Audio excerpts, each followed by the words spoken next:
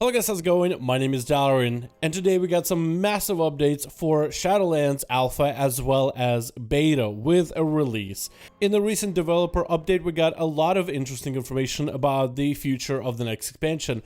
And in this video, I want to take a couple of minutes per topic to cover all the different stuff that's coming out in the future expansion, just to make sure you guys are all in know in case you missed the live stream. There's some very interesting things that are happening and some interesting updates to the end game max level content that should be available for testing in the near future. So without further ado, let's get into some of the exciting Shadowlands updates. First of all, beta for Shadowlands is going to be available next week. During the beta, we'll be able to test a bunch of max level 60 content, like covenants themselves and being able to choose a covenant, probably some of the story stuff with covenants, the events with covenants, reputations, and some of the rewards. We'll also be able to further delve into more mechanics that we'll be playing with our covenants, from covenant abilities to the Soulbinds, which will be passives from each covenant, which will be kind of like the end game artifact power trait system incorporated into these covenants. That's going to be a lot of end game stuff for us to test, from PvP to PvE as well. So this is really exciting. If you guys want to sign up for a potential to get into the beta, down in the description, I have a link for you guys where you can sign up for the beta itself. Good luck everybody in getting your beta key next week.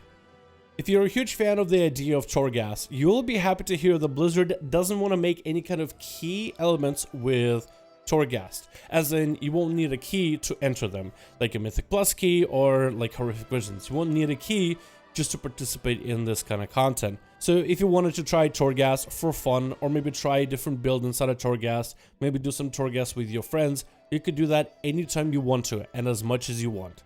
Blizzard also mentioned that I want to make Gahst feel mandatory, so that I want to force players into grinding inside of Gahst. There will be probably like a weekly mechanic with it, maybe collect a certain amount of souls inside of Gahst within a week in order to get some sort of a cap for your covenant, but they don't want to make it mandatory, but they also don't want to make it too lucrative to the point where you could just sit in Gahst and grind all day for your best in slot pieces either. It's going to be interesting how Blizzard is going to balance Gahst in the future. But it's nice to know that Blizzard understands that players want to be able to do this anytime they want to without having to grind some sort of currency like Horrific Visions. At the same time, making the content feel where it's not a hardcore necessity to grind hours inside of Gahst just for other areas. Imagine if you wanted to PvP, but you need to grind in Gahst for 8 hours a day. That would feel very unfun. So it's a very interesting way how they're approaching it, but at least it's good to know that they understand what the general community wants out of Gahst. Blizzard also announced a collector's edition of World of Warcraft, which looks kind of cool. I thought the front of the box looked kind of like a extra rare Yu-Gi-Oh card, so if you're into that, you can check it out as well. We have a mission table coming back in this expansion, but it's a little bit evolved. I know mission tables isn't the most exciting piece of content. We've had mission tables in Garrisons back in WoD, then again in Legion, and I think they did a better job with it in Legion with Order Halls. Then they did them again in BFA to make them even less restrictive, so there's, I'd say, less time getting for most of the content, but they're coming back in Shadowlands. However, Blizzard is at least trying to make them a little more engaging.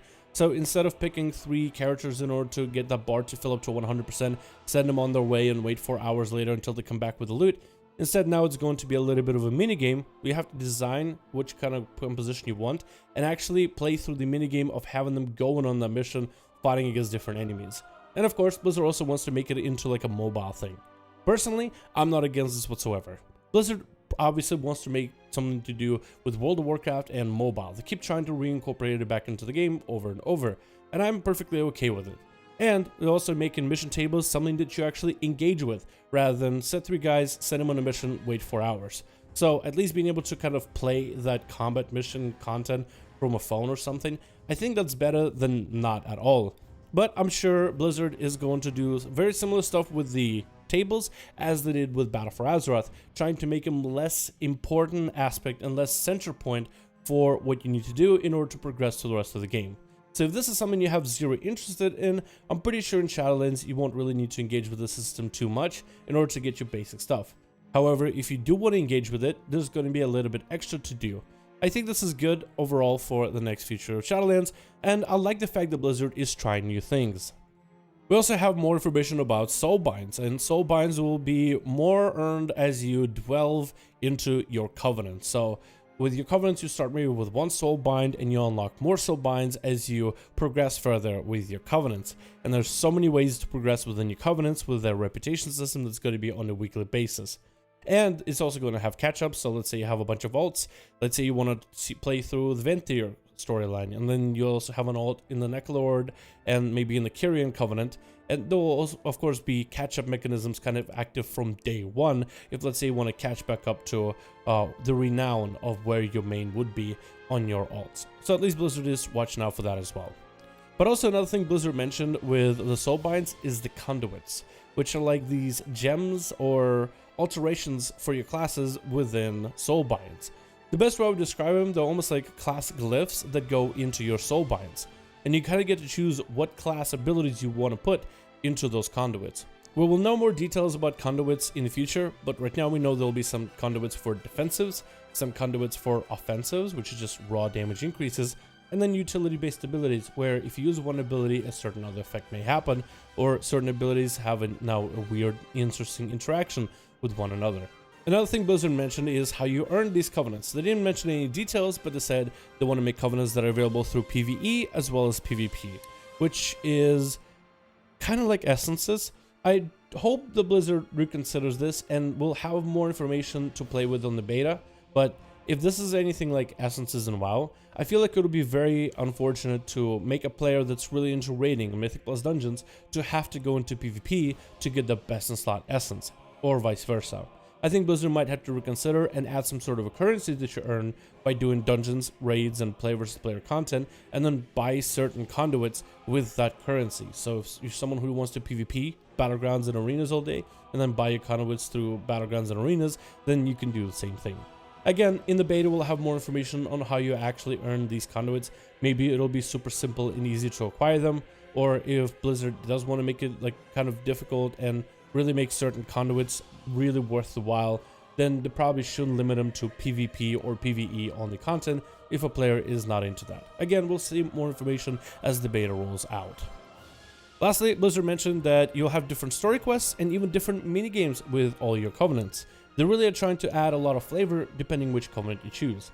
So if you're a Ventir, you'll actually be serving very extravagant, very expensive parties for all the denizens of Ventir.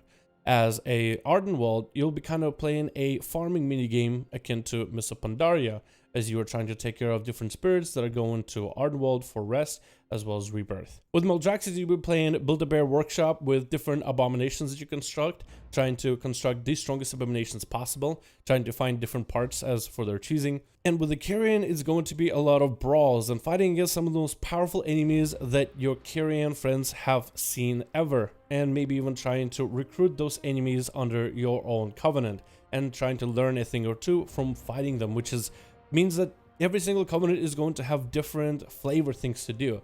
Not just, you know, combat and world quests and kill this rare and this rare, but extra bonuses for you to experience. Blizzard said that these bonuses are not going to be necessary in order to defeat the Maw and the Jailer, but it's going to be all depending on the culture of the covenant. And I'm kind of glad that they're adding all those flavor things into the different covenants. So whether you're playing one covenant or another, you'll have different activities to explore. So this means that playing alts is going to be even more exciting because you'll get to experience all those pieces of content. And that is going to be everything that Blizzard talked about in a recent update. There's a lot more updates coming out on different websites for me to check out. And as soon as the servers go up and live with a new build, we can check out some of the different updates available on there as well. But this is everything I have for you guys so far with a recent developer update that Blizzard have put out. The game is still in the alpha and only recently going to be hitting beta in about a week. So everything here is subject to change. So feel free to voice your opinions of what you feel like about this content, whether on this video or in WoW forums. And hopefully most of you guys end up getting into the Shadowlands beta. I'm excited to test out some of the PvP damage that classes can do against one another. Thank you guys so much for watching this video. I hope you guys enjoyed. Let me know your thoughts in the comments below, and I'll see all of you guys in another video.